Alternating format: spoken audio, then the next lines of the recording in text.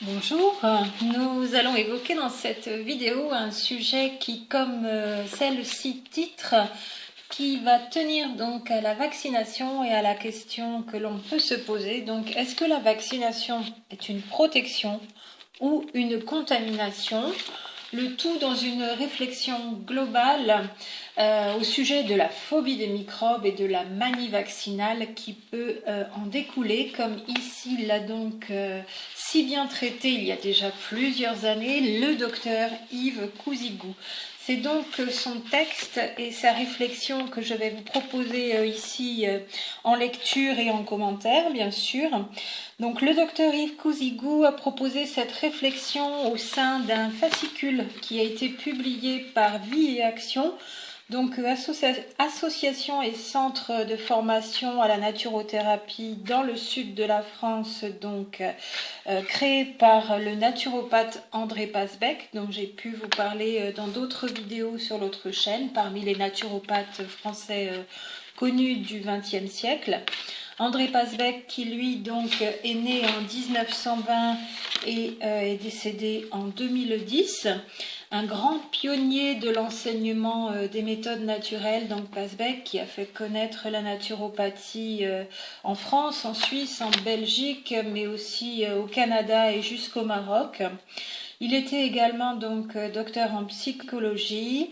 Il a aussi été chargé, André Pasbec, de cours à la faculté de médecine de Paris 13, donc la faculté de médecine Léonard de Vinci à Bobigny, donc chargé de cours au DUMENAT, le DU de médecine naturelle qui existe toujours aujourd'hui.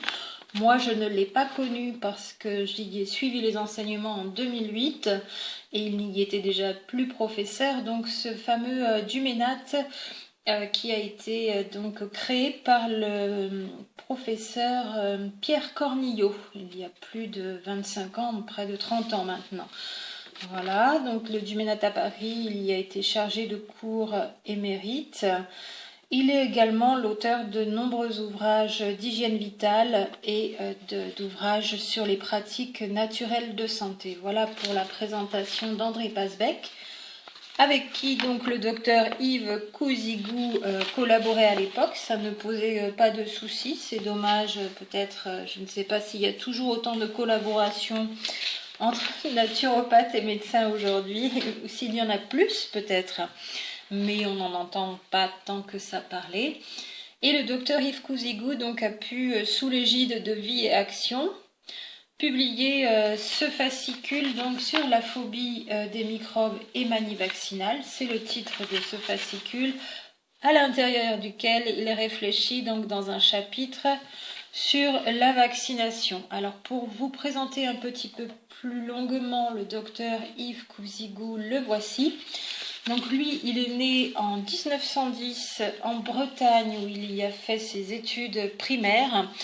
Et il y a également donc dans la foulée ensuite préparé son entrée à l'école de santé navale et coloniale de Bordeaux. Et le 13 décembre 1935, donc à 25 ans, il soutient sa thèse de doctorat en médecine, pour devenir docteur en médecine donc. Et quelques jours après, le 25 décembre, il est nommé médecin lieutenant des troupes coloniales, donc en 1935. Il aura à cœur vraiment, donc ensuite 1941, voilà, il restera 32 ans au service de ses patients. Il aura à cœur vraiment d'être là pour eux en tant que médecin, donc en milieu rural. On dit voilà qu'il restait nuit et jour au service de ses patients, dimanche et jours fériés, sans jamais pratiquement prendre de vacances. Il aura donc aussi été l'inventeur, après avoir remarqué donc des problèmes créés par les forceps des accidents, donc pendant les accouchements avec l'utilisation des forceps, il aura été l'inventeur de la ventouse qui aura été maintes fois améliorée ensuite. Il pratiquait donc beaucoup d'accouchements comme ses confrères de l'époque et il a déposé son brevet pour cette ventouse en ventouse obstétricale ou ventouse eutocique donc en décembre 1946. Voilà, entre autres inventions qu'il a à son actif. Il aura encore d'autres inventions par la suite, donc dans d'autres domaines. Et puis, il aura beaucoup écrit en tant que médecin de campagne. Vous avez ici pas mal de choses le concernant. Donc, conception pathogénique et thérapeutique, la vie au secours de la vie, le bréviaire d'un médecin rural, le microbe, son origine, ses métamorphoses, sa pérennité physiologique.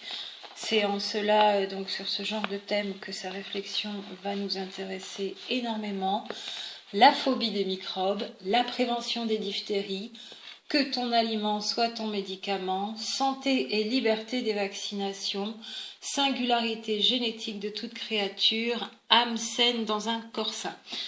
Donc on en termine pour cette présentation succincte du docteur Yves Cousigou. C'était donc un grand défenseur du professeur Béchamp, donc rival de Pasteur à cette même époque où ils ont travaillé au même moment, sachant que Béchamp était un professeur remplaçant donc pour Pasteur à l'époque. Qui a été un des premiers à dire, Antoine Béchamp, qu'il n'y a pas un individu, mais des millions d'individus ayant chacun donc des caractères différents et spécifiques. Il parlait déjà à l'époque de gènes.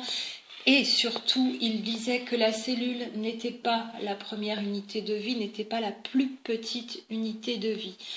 En cela, donc, fervent défenseur du professeur Béchamp, le docteur Yves Cousigou rêvait de voir remis celui-ci à l'honneur, tout comme Jules Tissot, le professeur Jules Tissot, donc professeur au muséum, ayant effectué des travaux de microscopie. Je vous avais fait aussi une vidéo à propos de Jules Tissot et du tétanos, donc dans son livre de 1946, Constitution des organismes.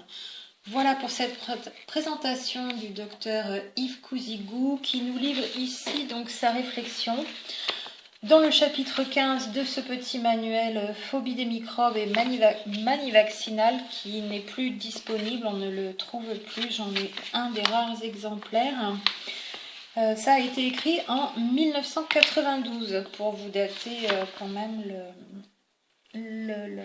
le moment où cet écrit a été rédigé par le docteur Yves Cousigou. La vaccination n'est pas une protection, mais au contraire une contamination. Le professeur Tissot a nettement établi ce qu'on appelle à tort immunité contre une maladie, et qui n'est que la phase chronique et mycélienne de cette maladie, et que l'immunité artificielle obtenue par vaccination ne peut s'acquérir qu'en conférant au vacciné la phase chronique ou mycose de la maladie qu'on voulait précisément lui éviter.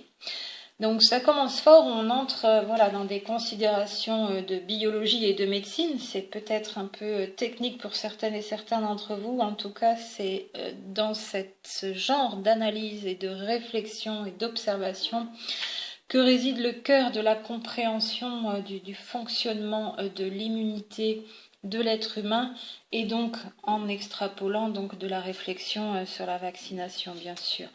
Donc, comme je vous le lisais par ailleurs dans la réflexion du docteur Eric Ancelet, souvenez-vous aussi dans l'immunité, donc la dynamique de l'immunité, il existe plusieurs phases dans cette dynamique de l'immunité, et là le docteur Yves Cousigou revient sur ces phases successives et dit bien que ce qu'on appelle à tort immunité contre une maladie, ce n'est que la phase chronique et mycélienne de cette maladie, donc la phase terminale des trois phases, si vous vous souvenez, phase 1, phase 2, phase 3, et que l'immunité artificielle obtenue par vaccination ne peut s'acquérir qu'en conférant au vacciné la phase chronique ou mycose, finalement en lui donnant la maladie, de la maladie qu'on voulait précisément lui éviter. Donc ici, dans cela, le professeur Tissot, dans ce qui est avancé ici sur cette phase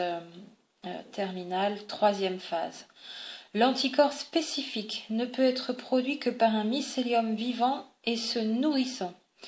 ce qui fait que tout vaccin doit nécessairement être vivant.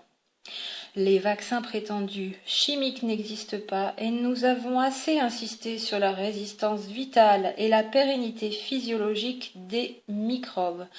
Pour tuer un microbe, il faudrait presque l'incinérer.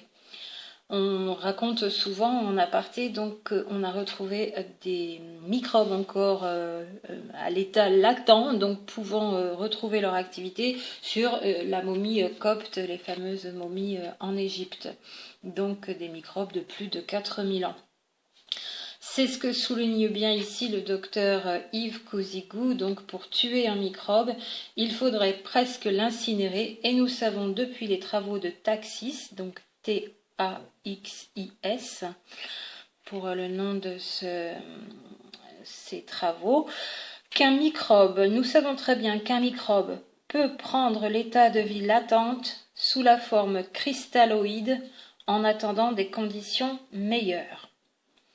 Par ailleurs, Tissot a démontré que les prétendues toxines sont des éléments figurés, les hymospores de la culture microbienne dont ils proviennent et peuvent, comme le font les cristalloïdes cultivés par Taxis, redonner la moisissure dont ils proviennent quand les conditions leur sont favorables. Voilà qui va intéresser peut-être toutes les personnes qui étudient en biologie ou s'y intéressent, et bien sûr les professions médicales et paramédicales. On entre dans le vif du sujet, mais c'est là des considérations qu'avait déjà Jules Tissot à l'époque et que le docteur Yves Cousigou ici rappelle. Il nous dit encore... Le professeur Ramon, dans divers articles, Presse médicale de 1949, La semaine hospitalière de 1952 et l'Ouest médical en 1952 également. Donc le professeur Ramon dénonce les dangers des vaccins vivants dans les termes suivants. L'innocuité des vaccins vivants est toute relative, dit le professeur Ramon. Par ailleurs, il est impossible de préserver les vaccins vivants des souillures éventuelles par d'autres germes microbiens. L'anatoxine diphtérique différait donc complètement des virus vaccinaux génériens et pastoriens qui sont instables et dont la virulence seulement atténuée et non abolie peut être exaltée dans certaines conditions, d'où leurs inconvénients pour ne pas dire leurs dangers. En d'autres termes, le professeur Ramon mettait en garde sur le fait que tout germe restait quand même actif et vivant, même si on avait eu l'impression de l'atténuer. Et quel degré d'atténuation? Et est-ce que c'est toujours fait de manière efficace? Il y a eu apparemment dans certains lots d'atténuation de virulence des ratés, pourrait-on dire. C'est arrivé toujours au long de l'histoire de la vaccination aussi.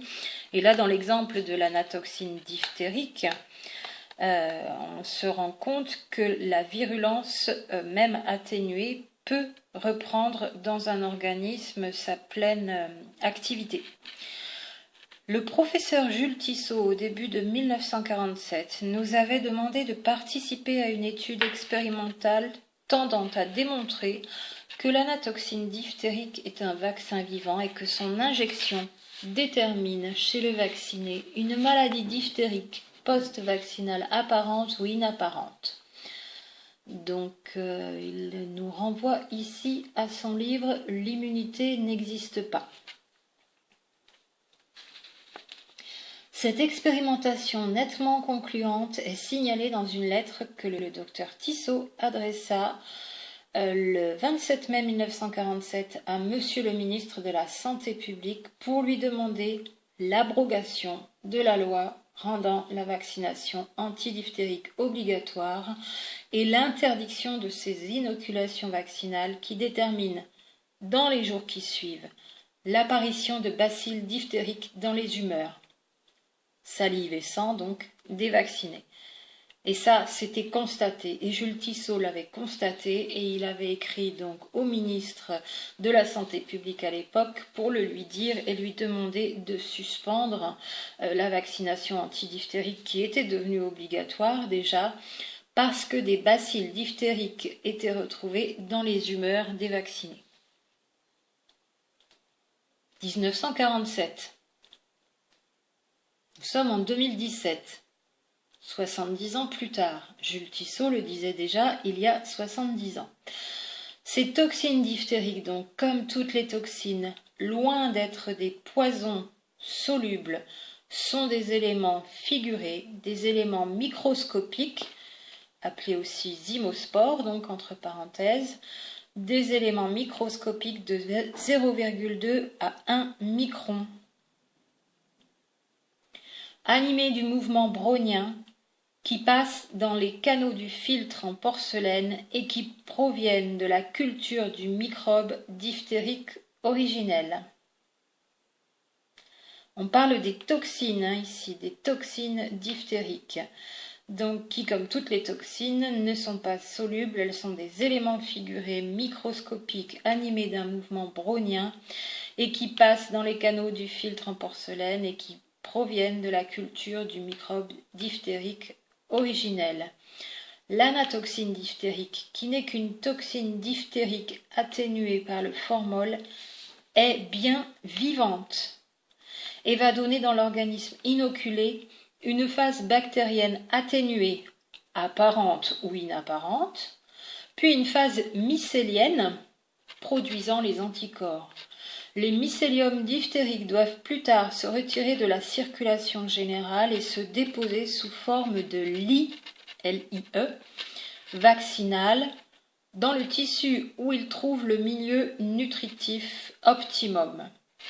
Ce tropisme nutritif est parfois neurotrope et il existe non seulement des paralysies diphtériques après vaccin et sérum antidiphtérique, mais aussi des poliomyélites. Cette complication vaccinale a obligé le Conseil municipal de Londres à suspendre la vaccination antidiphtérique en 1950. Cette mycose vaccinale diphtérique qui persiste chez les vaccinés mordance leur terrain organique à d'autres affections.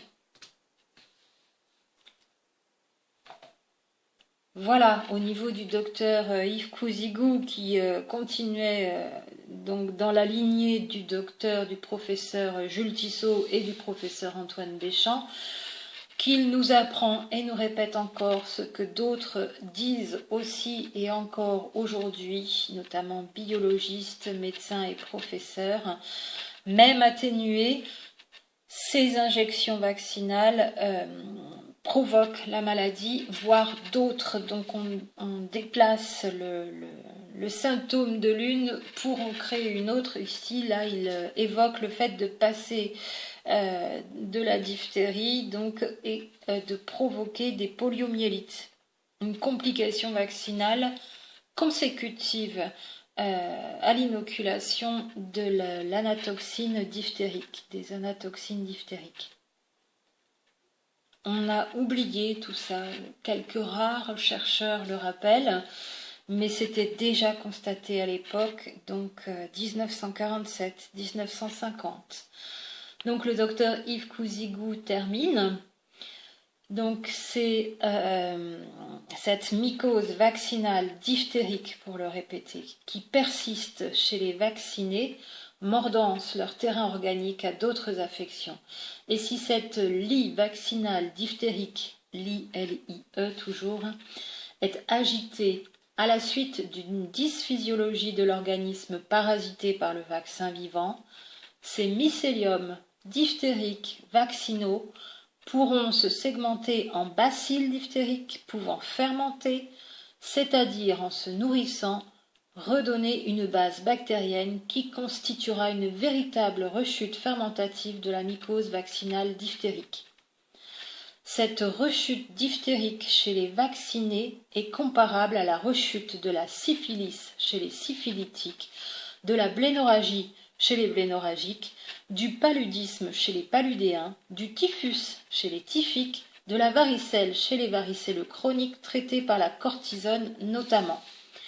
Voilà qui, pour vous, médecins, si vous passez par là, sera très intéressant quand même à évaluer. Toute personne passionnée donc de biologie, médicaux, paramédicaux et tout étudiant dans le domaine. L'anticorps et l'antitoxine étant une substance agglutinante provenant d'une zymospore, tout vaccin en produisant est nécessairement vivant et donc dangereux. La méthode de Tissot permet de trouver facilement que les vaccins chimiques et aseptiques, donc ce qu'on appelle des vaccins à virus atténué, des vaccins à anatoxine, on ne parlera pas des vaccins recombinés qui, eux, sont issus de la technologie du génie génétique et donc comportent des OGM, tout simplement, organismes génétiquement modifiés.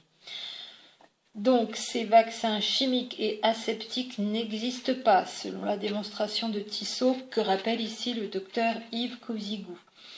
Et on pourrait aussi prouver la vitalité de toutes les anatoxines en les ensemençant sur des milieux convenables de culture, comme on pourrait suivre leur évolution chez les vaccinés par des isotopes radioactifs incorporés à elles. Point d'interrogation, donc le docteur Yves Cousigou pose la question. En conclusion, selon ce médecin toujours, vacciner, c'est nécessairement contaminer. En déterminant chez les malheureux vaccinés la phase mycélienne, considérée à tort comme une phase immunitaire de la maladie dont on voudrait précisément les protéger. Vacciner, c'est favoriser la dissémination des maladies et l'accroissement des mycoses morbides ainsi que des maladies allergiques.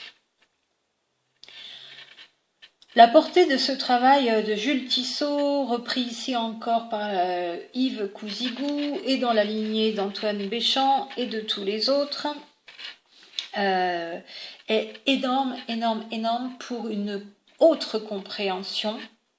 La vraie compréhension, je pose la question à tous les biologistes et les immunologistes, si ils ont l'esprit ouvert, qu'ils sont en début d'études peut-être, donc pas encore trop déformés à l'immunologie classique, complètement imprégnée de la vaccinologie.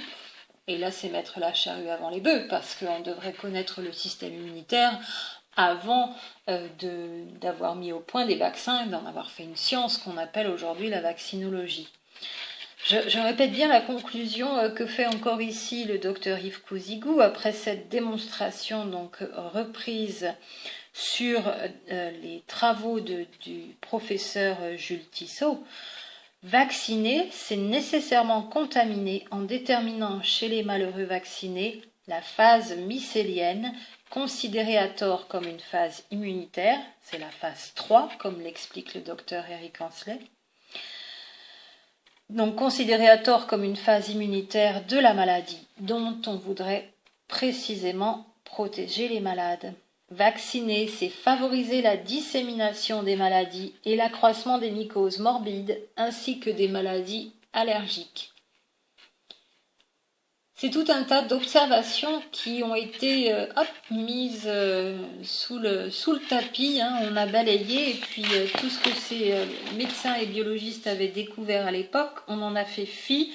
On a fait, quand je dis on, donc les adeptes de la religion vaccinale, les adeptes qui vouent leur prière jour et nuit à la déesse vaccination, parce que ça ressemble vraiment à une religion que l'on n'a pas le droit de critiquer.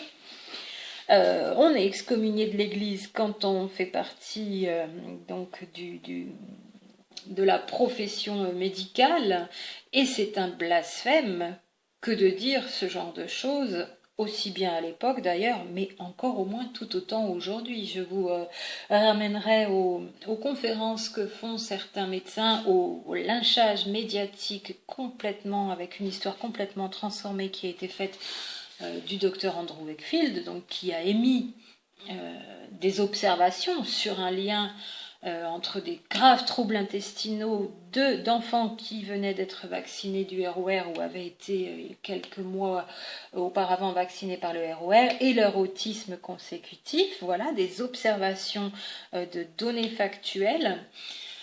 Et encore aujourd'hui, puisqu'il y a une semaine, le professeur Luc Montagnier, né en 1932 quand même, et le professeur Henri Joyeux ont fait une conférence conjointe pour voilà, parler du trop c'est trop, là, 11 vaccins, enfin, ça n'a pas de sens au niveau de la biologie, au niveau médical, au niveau de l'individualité, de l'immunité, du système HLA, de chaque personne, de chacun des êtres humains sur cette terre.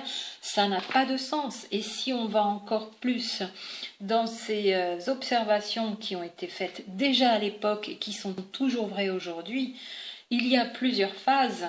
Et c'est la troisième, la phase terminale, que l'on considère comme étant une phase immunitaire. C'est ce que nous rappelle ici le docteur Yves Couzigou. Or, c'est une grave erreur. C'est la phase mycélienne, donc, où la dissémination de la maladie s'effectue si on injecte ces virus, soi-disant anatoxines ou autres virus atténués. Ici, et déjà en 1946, donc le professeur Jules Tissot avait démontré que la virulence de ces toxines et de ces bactéries pouvait tout à fait reprendre. Voilà pour cette réflexion et écrit du docteur Yves Couzigou en 1992 qui avait collaboré pendant de nombreuses années donc au Centre Vie et Action d'enseignement de la naturopathie et de l'hygiène naturelle dans le sud de la France avec André Pasbec. Alors c'est une véritable bouffée d'oxygène que de lire ces écrits de médecins parce qu'on a vraiment l'impression que la réflexion est claire, intelligente, approfondie et on respire quand on lit ce genre de travaux et d'écrits des médecins et il y en a sûrement de nombreux autres, peut-être qu'on ne les entend pas, moi je ne les vois pas à mon petit niveau à moi. Je n'ai que ce que j'ai sur ma route là à vous donner, mais je suppose qu'il y a de nombreux médecins et biologistes et immunologistes, évidemment, qui sont dans cette lignée de redécouverte ou de découverte de ces vrais fonctionnements de la biologie humaine et de l'immunologie. Voilà pour cette réflexion et cette lecture. Je vous en souhaite donc d'en faire bon usage, de l'évoquer peut-être si vous êtes étudiant ou passionné de médecine et biologie avec d'autres personnes. Et puis de voir s'il ne faut pas encore revenir à ce bon sens et à cette intelligence des observations qui avaient déjà été faites il y a très longtemps. En vous en souhaitant une bonne prolongation et plein d'autres réflexions. Et à très bientôt.